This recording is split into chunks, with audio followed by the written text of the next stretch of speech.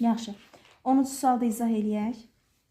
Biri, Vurulmaq sözünün sinonimidir. aha, Burada məşğul olmaq, iş görmək olmalıdır. aha. Sakin olmaq da sakit qal. Səssiz olmaq da. Sakin olmaq nədir? Səssiz qal. Sakin olmaq Hə, şeydə yerin sahibi. sakini, orada yaşamaq. Bax, məsələn, bu binanın sakinləri, yəni bu binada yaşayan insanlar. Nail olmaq nədir?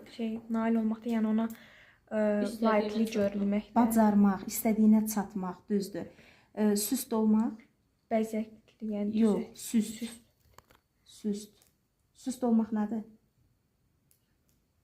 Nədir süst olmaq? Səncə? Yox, yorulmaq.